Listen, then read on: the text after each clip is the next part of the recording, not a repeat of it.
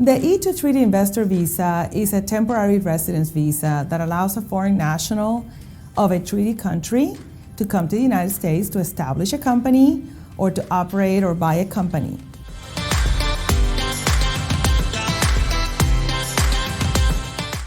Well, the people that qualify are those people that are citizens of countries that have a treaty of commerce or friendship with the United States.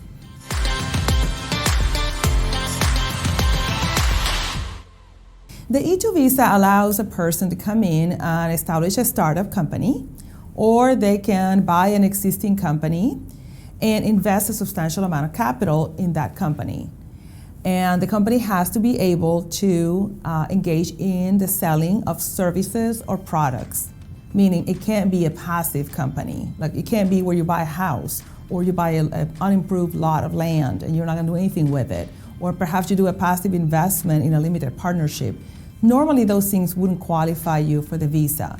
The business that you establish that anchors the visa has to be the kind of business that will sell services like engineering services, marketing services, consulting services, and or retailers, wholesalers, things that people that, that sell goods and commodities. The E2 visa is a very popular visa because it's actually quite easy to obtain. The visa usually is applied at the U.S. consulate in your country of origin or your country of last residence. You can also apply for the visa within the United States if you're here in a lawful status that allows you to apply.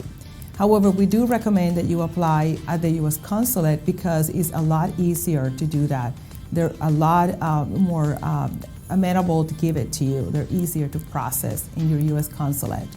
The benefits of the visa are you as the applicant, you come into the United States, normally you get a 1-year residency, depending on your nationality, anywhere from 1 year to a maximum of 5 years, again, depending on the country that you're from, the nationality that you're presenting for the E2 visa.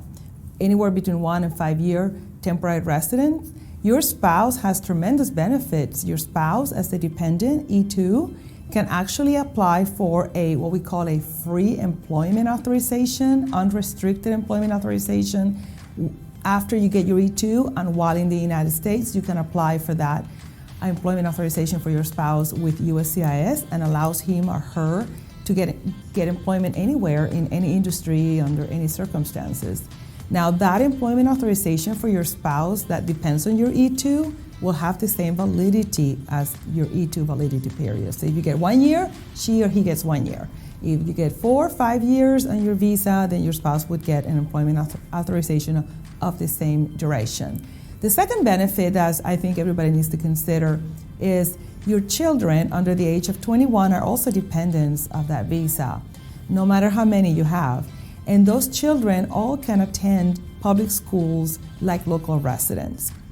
It depends on when you get to college, it depends on the college or university if you qualify for local resident tuition. But for sure, they can attend public schools like any U.S. citizen or local resident. The last and great benefit of the E2 is that you can qualify for credit because you get a Social Security card and you can participate in our economic system. You can buy insurance, you can obtain loans, you can build a credit report, credit history, which is really going to be very helpful to you.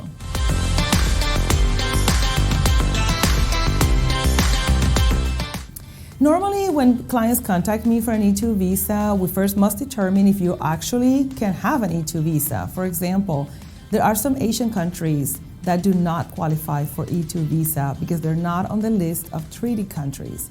For example, Vietnam doesn't qualify, China does not qualify, India does not qualify. Those are some of the Asian countries that don't qualify. However, we first must make sure that you actually have a passport or nationality of a treaty country. For people that have dual nationality, we would examine both nationalities and determine which one is the best nationality to use for your E2 visa. Maybe one nationality will give you a 1-year visa like Mexico, but perhaps you're a Spaniard, you have Italian nationality, a passport as well. You can invoke your Italian passport and get 5 years. So we would evaluate that. Once we get past that, we would then evaluate what kind of business you're planning on establishing in the United States, or what kind of business are you going to get into, if it's a partnership or if you're buying an existing business. We want to make sure that the business qualifies for the visa in that it is an active undertaking of business operations, not a passive investment. The third thing we do then is we look at what kind of investment you're going to make in your business. The visa does not have an amount of money that is recommended. The law does not specify that particular capital investment, the level. But by practice, we know the kind of investment that you must be making. And it really changes and ranges in different amounts between country to country. It's really a matter of experience and you working with experienced practitioners. What I can tell you on the investment level is that it must be proportional to the business that you're either establishing from zero or that you're purchasing. It has to make sense, be credible and logic. For example, if you are going to establish a McDonald's franchise, for the sake of an example, it would be illogical to say that your capital investment would be $20,000. Clearly, a McDonald's franchise costs more than $20,000. But perhaps if you're establishing a small consulting business, maybe $40,000 may be sufficient for you to process because that is proportional to the cost of establishing that particular business. The other requirement that you must understand is you must have a business plan developed for presentation with the E2 application. So you must work with qualified business consultants that will do you an E2 approved visa plan. And the last requirement is that you must have a commercial office location. Unfortunately for us, the consulates and USCIS still do not recognize office in your home or home office situation. So you must account for having a commercial location.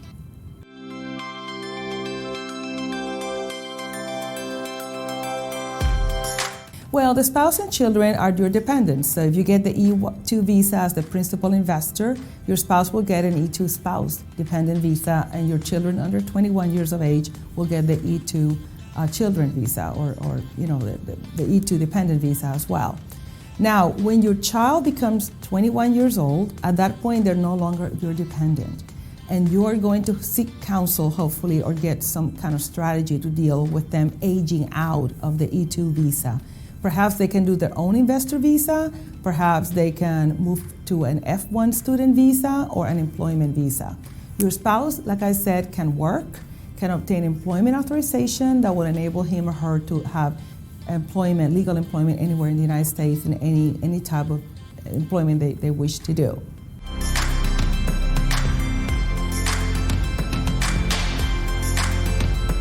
Like I said, the E2 visa has validity periods. So when you get it, usually you get it at a U.S. consulate abroad in your home country or country of last residence. And the consul, after a short, brief interview, will approve or not approve the visa. You're going to get that decision made on the spot, hopefully. In some cases, you might be putting what's called administrative processing, or perhaps the consulate has further questions. But that's really rare. The majority of people get a decision on the spot. Let's be positive and assume that you do get approved. At that point, the consul will retain your passports and will return them to you with the visa actually stamped on your passport. That visa will have a validity period.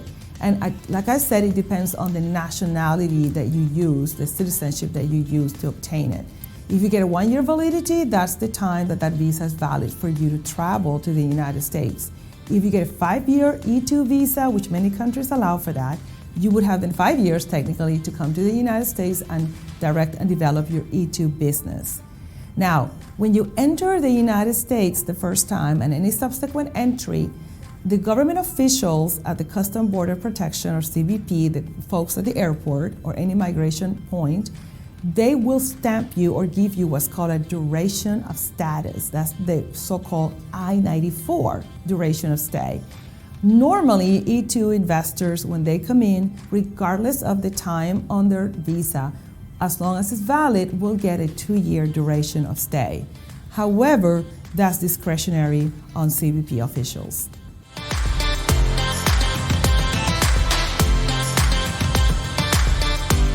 Once your visa expires, you have the opportunity to renew it. You can extend the visa while you're in the United States by filing a timely extension, meaning timely before it expires, a timely extension of the E2 visa with USCIS.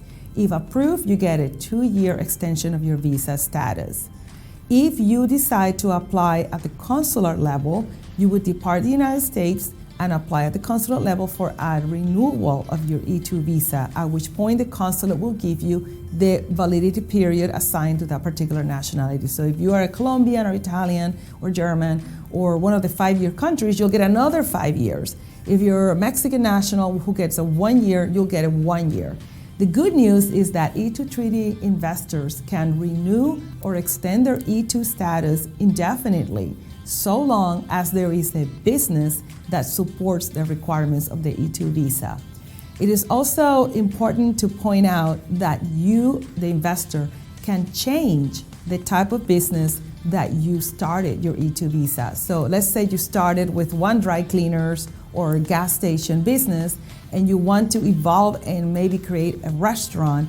You can do that as long as you notify the U.S. consul or the government that there was a change in the business.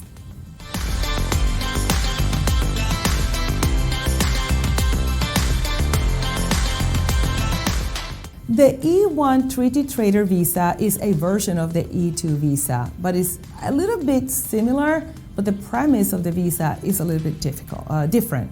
For example, the E2 Treaty Investor visa is based on you entering the United States to direct and develop a new business enterprise and creating jobs and expanding the U.S. economy. So you're coming to direct and develop your own visa, your own project, your own business as an entrepreneur.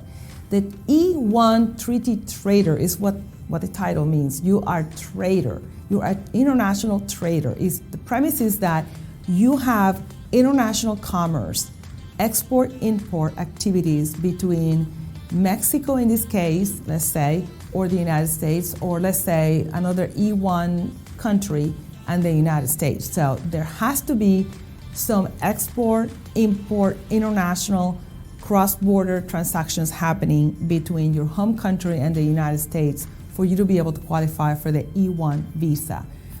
If you do have this activity going on at least for 6 months, then you qualify to apply for the visa. And the idea would be that the government would give you status to come in and expand that global trading that you currently have.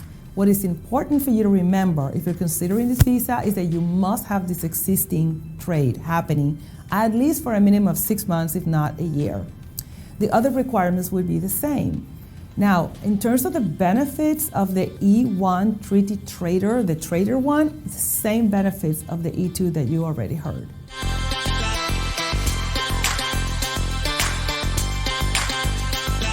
Well, it's really not different. The same benefits, same validity periods. The only difference is that one is an investment, so we focus on the activities going forward in the United States, and the trader visa is really trade between the two countries.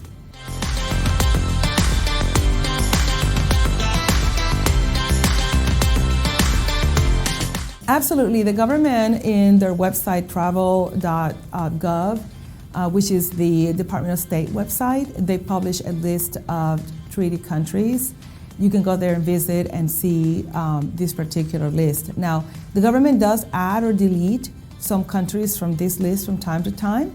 For example, one of the recent entrants to the list is Israel, who is now qualified for E2 treaty investor status.